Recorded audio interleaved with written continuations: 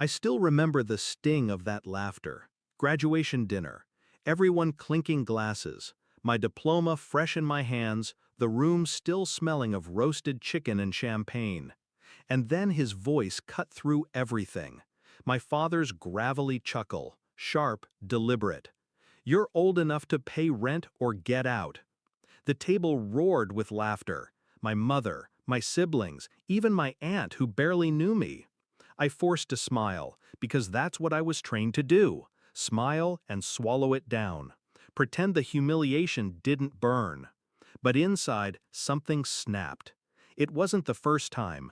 They always made sure I carried more than my share. The responsible one, the one who picked up groceries, who paid the Wi-Fi bill just for how, who covered when Dad was short this month. They called it family responsibility. I called it quiet servitude. I told myself they cared, that one day they'd see me, really see me. But every time I stepped into that house, it became clearer. They didn't see me. They used me. The discovery came slowly, like cracks in glass. Electric bills in my name, water too, the internet, even the car insurance for vehicles I didn't drive. All quietly pushed under my name because I was good with paperwork.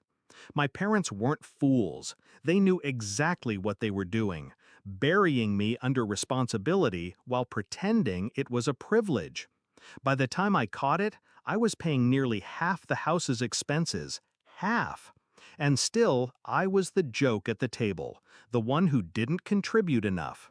That night, after the laughter died down and the dishes clattered into the sink, I made a promise to myself. No more. I didn't confront them. Confrontation was pointless. They'd twist it, laugh, make me feel small again. Instead, I went silent, cold, calculated. While they wasted nights in front of the TV, I worked, saved, took double shifts, opened accounts they didn't know about. Every dollar I tucked away became a weapon. And then, the move. I signed the papers in secret. A small house, nothing extravagant, but mine. The deed carried only my name. The locks opened only to my keys.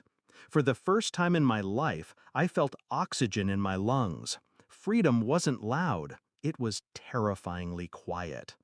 The next morning, I packed. No speech, no arguments, no explanations. Just boxes disappearing into a moving truck while they were still asleep. By the time the sun rose, my room was empty. My absence hung in the air like a ghost. When I returned that evening, it wasn't to sleep. It was to finish my revenge. The bills were waiting, stacked on the counter as usual, little silent reminders of how well I'd been trained. My father barely looked up when I walked in. My mother asked if I had money for the electric this week. My siblings were arguing over Wi-Fi passwords. I dropped my keys on the table. I won't be paying the bills anymore. They laughed at first, just like before. My father said, "Yeah, sure." My mother chuckled nervously. But then I added, very calmly, "I moved into my own house this morning. Everything in my name is canceled.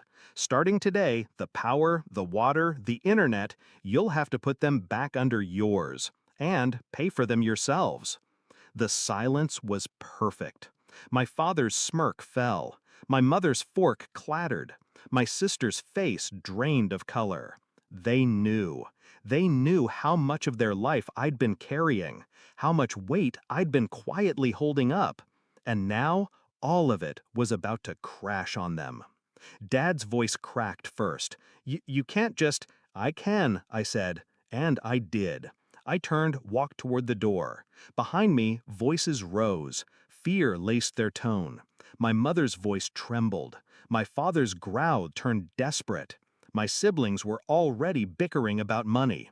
I didn't look back.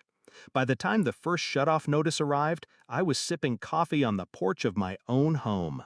By the second, they were calling, begging me to just help until they sorted things out. I let the phone ring.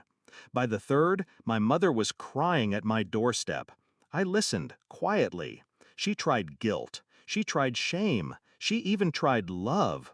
But love that only exists when you're useful isn't love at all. It's dependency. I told her one thing before I closed the door. You should have been proud when you had me, not when you lost me. It wasn't revenge in flames. It wasn't shouting or broken dishes. It was quieter than that, cleaner. I simply removed myself, and the foundation of their comfort collapsed. The joke wasn't funny anymore, and for the first time in years, I wasn't the punchline.